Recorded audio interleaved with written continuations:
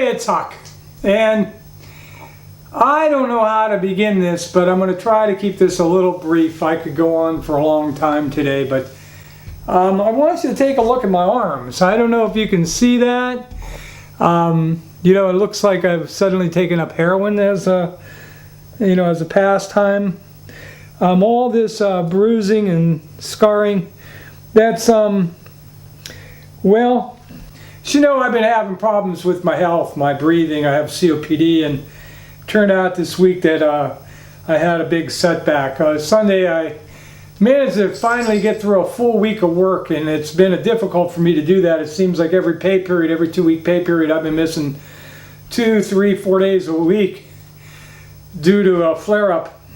And all of this continuing problems with my breathing and damage and healing or whatever has actually made my condition worse, I guess.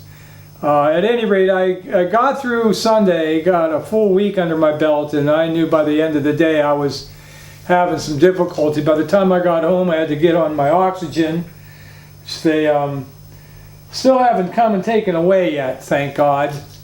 I sure needed it this week. Monday, I couldn't sleep at all Sunday night. Every time I laid down, I couldn't breathe. The congestion was so bad, my fluid was so built up. So Monday I managed somehow to get to the doctor's office, even with the oxygen getting there. I must have looked a basket case. My doctor was so worried he put me on an EKG machine when I got into his office, and he said I might be having a heart attack. So he had me sent directly to the hospital by ambulance Monday. 6-run 5th inning. In that one inning, Salazar's ERA rose 56 points. Well, I'm here at St. E's Hospital in Youngstown. Up next for the I went to see the doctor, and he told me that he was worried about my heart. Three-game set with Minnesota. Trevor May will go opposite of Bauer. You can see I'm 7 here on Sports Time Ohio. Salazar extended his consecutive scoreless innings. Well, at least I have the sports. 21 through the first. And they were going to admit me. I was there for about 6 hours. But I went to the doctor's not thinking I'm going to the hospital. So I left the crock pot on and the coffee pot on. My door wasn't locked. My dog's running around. It was about 11 p.m. that evening. They were going to take me out of the ER and admit me and put me into a room. But at that point, after 6 hours of being there or whatever, I still had not been able to contact anybody, family member or otherwise, to take care of the dog, lock the doors, shut everything off, and make sure that the house wasn't going to catch on fire. So reluctantly, and I know they weren't too happy about it at the hospital, but I had to make arrangements to get myself home and check out. So I called my doctor Tuesday and explained, the situation, and asked him what I should do, and he said, "Well, go back." So I did. I grabbed my oxygen tank, and I got in my car, and I managed to drive myself to emergency Tuesday. And this time I was only there a couple of hours. I think because of what my doctor was most worried about, whatever he saw in the EKG, he didn't really even make that much mention of my breathing condition. I think they were more worried about, my heart. And so, they took some chest x-rays, but they took some blood. They checked my EKG. They were checking my blood pressure, monitoring my pulse rate and temperature and everything. And at a certain point, the attending doctor said, "Well, we're going to send you home with a couple of prescriptions, and you should be good to go." Well, that turned out to be a mistake, because Wednesday morning, I've been dealing with this for a long, long time, but I never had a day like Wednesday. First thing I tried to do Wednesday was get back to my car to go down and pick up one of these prescriptions that was prescribed for me, and I had my oxygen, and it was really scary to walk. I knew every time I walked 5 feet I was really gasping for breath, even with my oxygen churned up. And sure enough, I get down the front steps, I get to the car, and I collapsed. And it felt really like, not the pain, but if you've ever had the wind knocked out of you where you cannot breathe in and you can't breathe out, you have that for like 45 seconds, a minute, minute and a half, you start panicking. It goes to 2-3 minutes, it's more than panic. You start feeling, literal burning sensation in the back of your head. You know you're suffering oxygen deprivation. You're not able to think clearly. You're not able to function clearly. I tried desperately to get my smartphone out of my pocket and call 911. This is going on for now 3-4 minutes. I wasn't able to breathe, and I'm desperately trying to just suck in air, and I couldn't do it.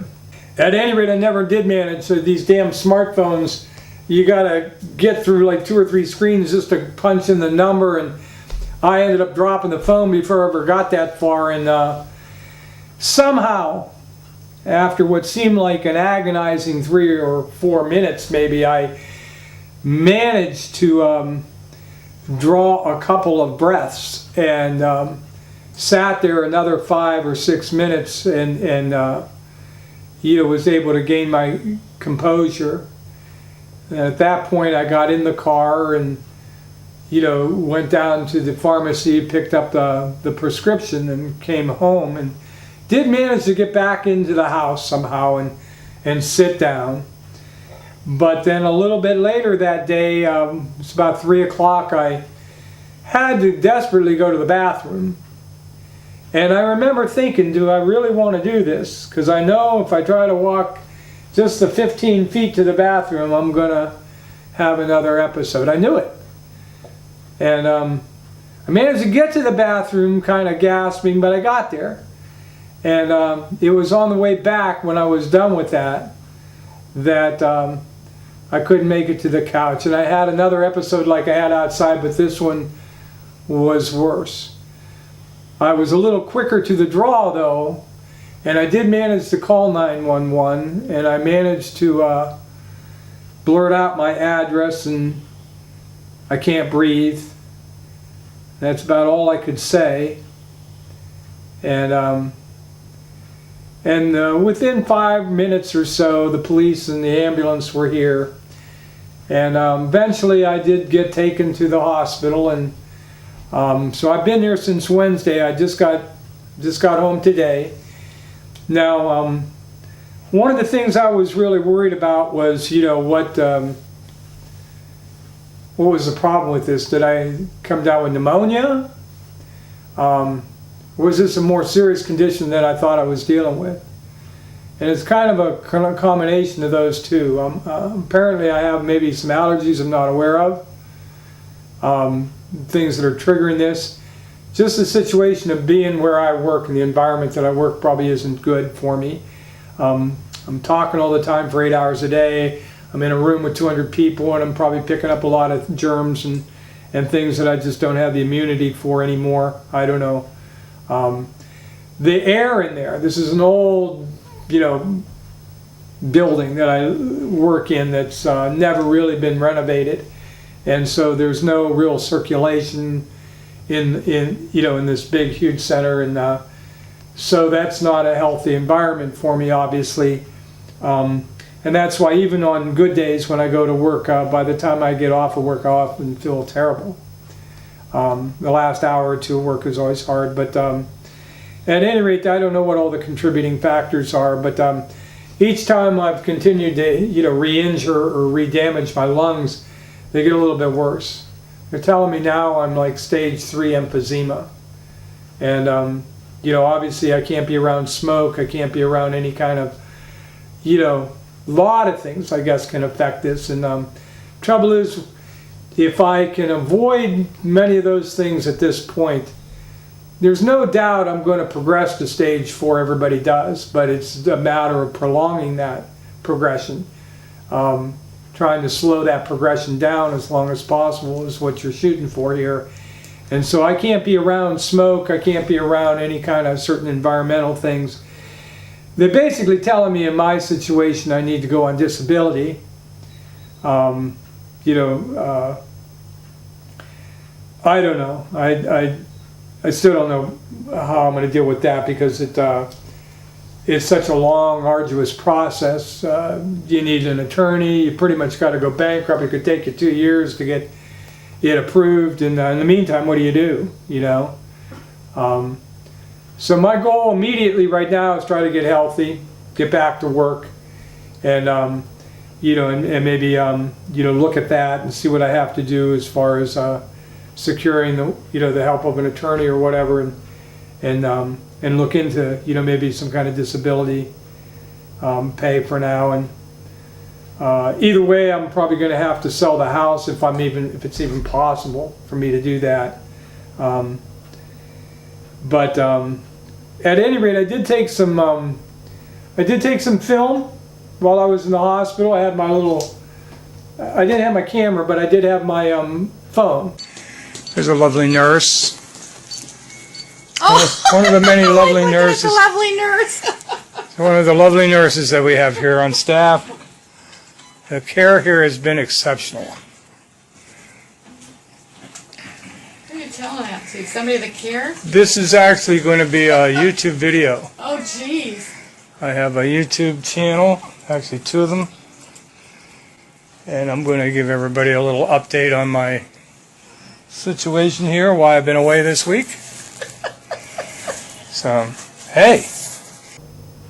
And so I shot a little bit, the first day I went Monday, and then some more while I was in the hospital. One of the interesting things is, I have a history of cancer in my family. Both of my parents died of cancer. My dad died of lung cancer. Took him in 7 weeks. Smoking and drinking. My mom actually had 3 go-rounds with cancer. Colon cancer. A year later, she came down with breast cancer. She lived another 8 years before finally she ended up with a different type of lung cancer that it took about a year, but she lived with that for a year without really any treatment at all. And that was my mom. So one of the precautionary steps they took, of course, was they wanted to see if there was anything else going on in my lungs other than the emphysema, I guess. And so they took I took my first CAT scan. Really interesting test. Quite a sensation when they feed that iodine down in your arm or whatever they use. But they shoot this view of your lungs from the top down, so they're looking kind of down through you, not from above or from out. Weird. Fortunately, there were no signs of any nodules or tumors or anything, but like I say, some substantial lung damage. I think my history of acting, theater, singing, I've learned to support with my diaphragm. I can speak a little better. It's the only reason I can do my job at the call center is because I've learned how to support my voice with very little volume. And the truth is, they have these little tests. I have one here at home, but it's a thing you blow in, and it makes this little thing, this little needle move up. And a person my weight, my age, my size, should be able to move this needle up to something like 570, 580. When I'm like I am right now, I can't move it at all. Not at all. I can't lift it. But on my better days, I can lift it to maybe 40. So that just kind of goes to show you. The problem is when somebody like me comes down with, the flu or a cold or pneumonia or something, I'm not able to expel, the mucus, the fluids and stuff. And that's really where I was this week. Wednesday, even yesterday, my chest was so tight, and about every hour you get the urge that you need to cough this stuff up, and you can't, and you start like almost choking, drowning in it.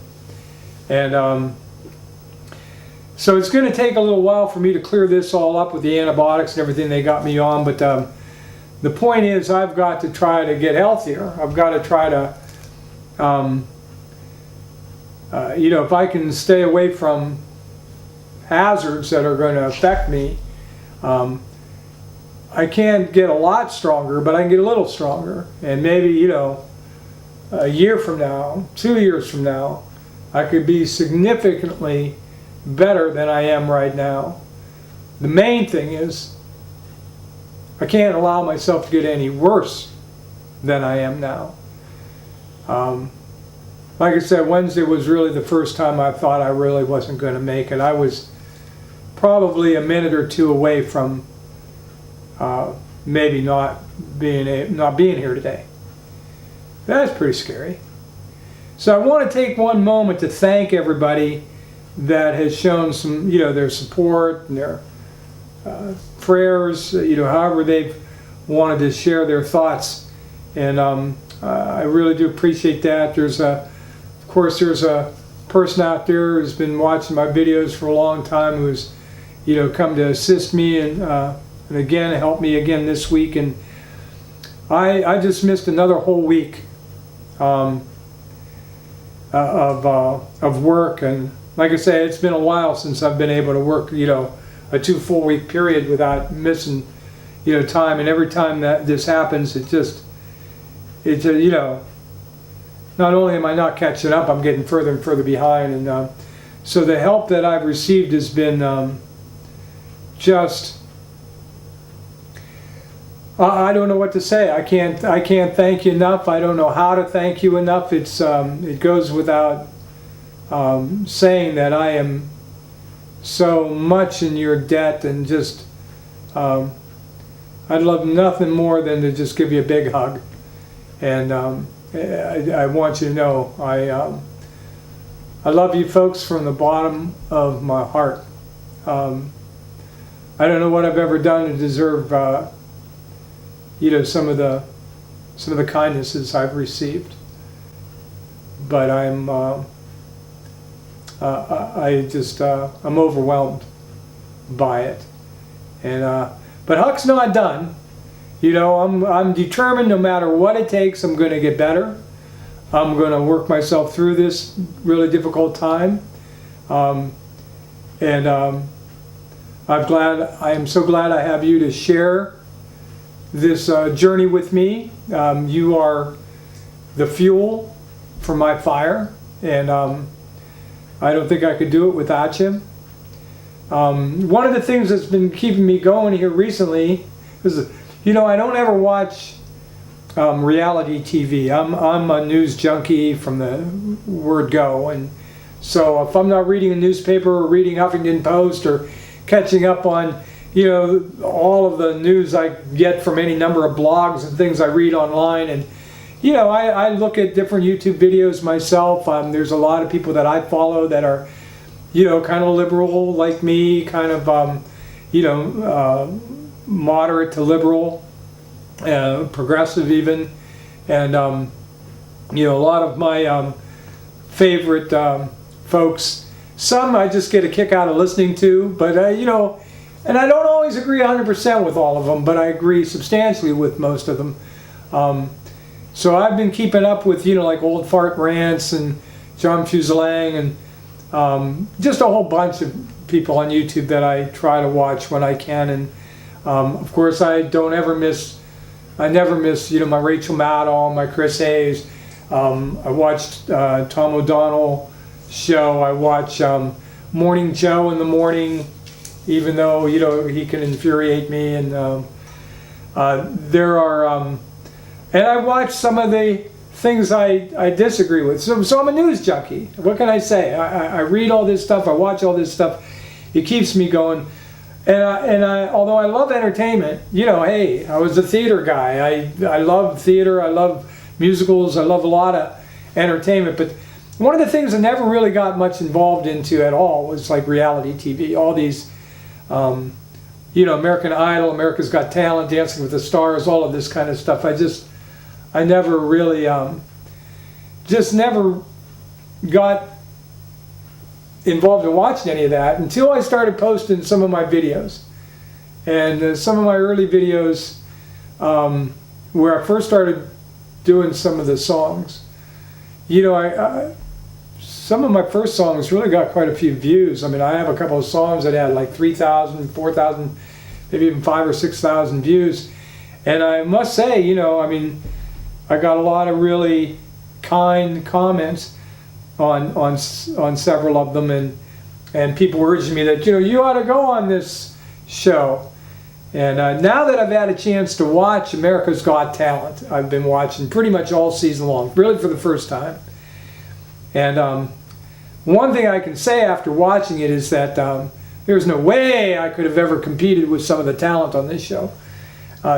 Two, I can see how anybody could get on these shows, though, because there are some pretty funny acts that get up there that have even, if possible, less talent than me. And but in some cases they're fun to watch, and fun to see just the reaction that they get. But I did have my favorites, and I would say in watching it this year, they're down finally to their final episodes, I think, this week. So I'm going to do a video about my picks for America's Got Talent. I would say out of the 6 finalists, for the most part, I think the audience got most of it right. Out of the 6 that are remaining, I would say at least 3 or 4 of them were probably people I would have put there myself. And all good quality acts, regardless of what your taste is.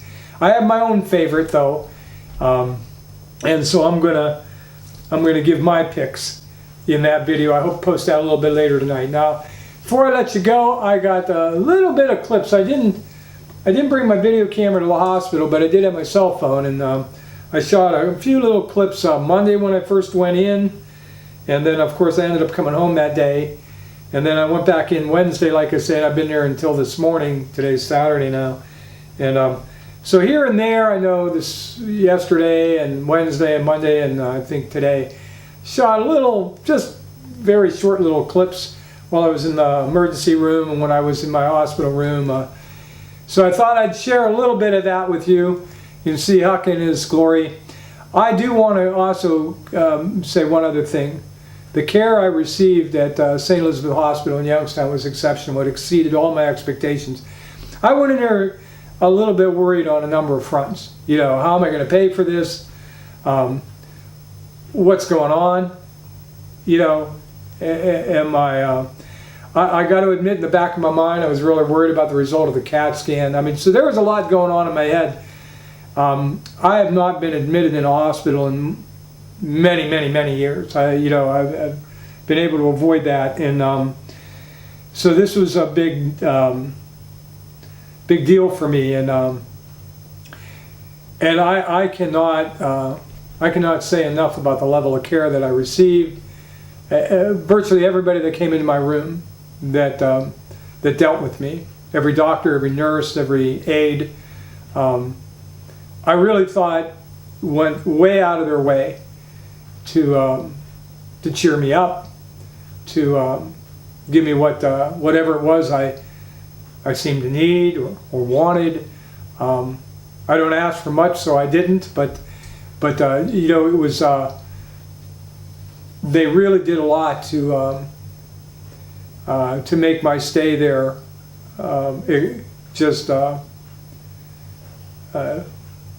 like I say, it exceeded my expectations without any question. I don't know how I'm going to begin to afford that. One of the things I've learned a long time ago in taking care of my mom is that when it comes to these kind of hospital bills and fees and doctors' charges for whatever it is they do there, they get a lot of money from the insurance company, and they will get that. But my end of it's going to come to a lot of money too. I made 3 visits to the ER this week, and a 4-day stay. So I don't know. There's a lung doctor. There's everything's got a copay, and all I know is that I learned in dealing with my mom's issues. You can't worry about that. You pay them something. If it's $5 a month, you pay whatever you can muster up, and as long as you make an effort to do something, not just blow them off. Those people deserve every penny they get. It's just that I'm having struggles paying my bills, obviously, and so it's going to be a burden to try to pay them anything. But I vow to do my best to, not completely forget them either. I'm going to pay them. If it's $5 a month, I'll pay them $5 a month, but I'll pay them something, whatever I can spare, until I can do better.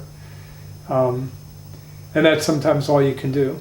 But I want them to know this was a really difficult week for me. A week where I really had some real fear. You know, I've got a lot I still want to accomplish in my life. And I wasn't ready to see it end. And I didn't want to hear that it was going to end real soon. So I've got a window here that I need to take advantage. And to take advantage of that window, I got to do a lot of things right.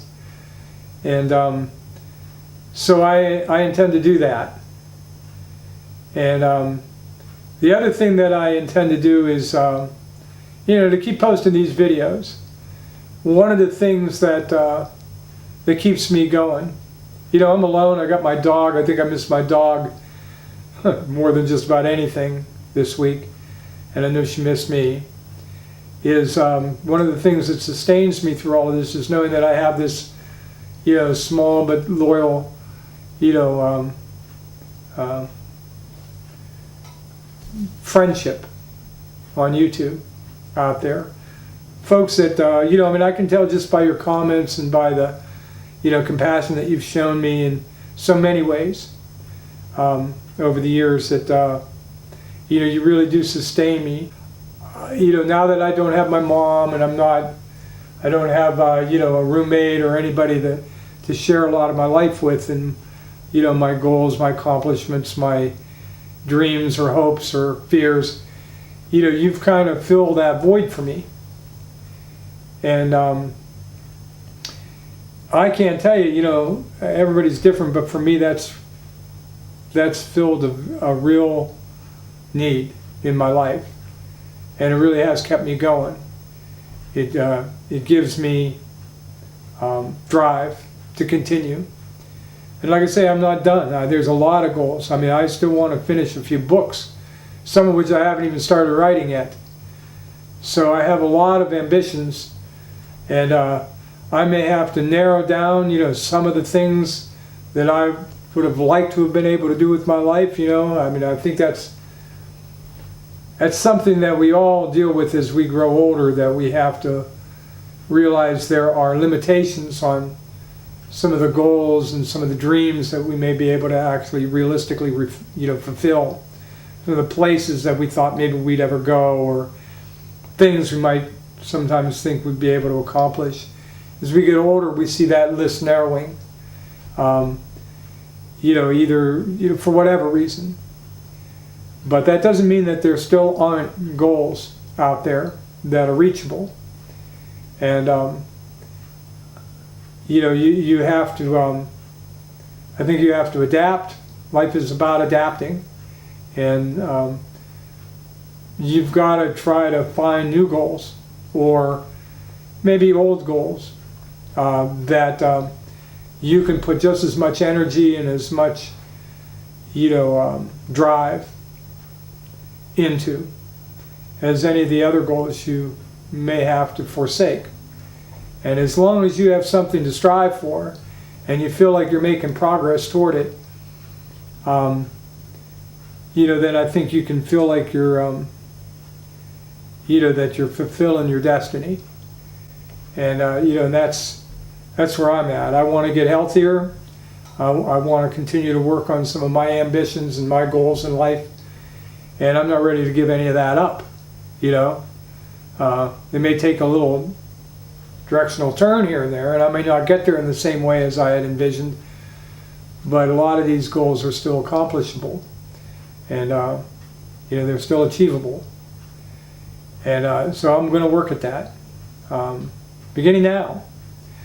So anyway, I want to thank all of you for being there. And like I said, I'm going to post that other video a little bit later tonight. I'm sorry this is so long, but I really wanted to fill you in on you know, what the week has wrought. And hey, I'm off the oxygen. I'm home, and unless I do something really foolish here for the next few days, I should be getting a little back to normal here within a week or 10 days. And I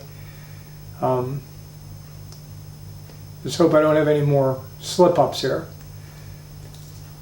I'm Huck. Thanks so much for watching. Don't forget to watch my other channel a little bit. I'll leave a link here to that once I post that other video today.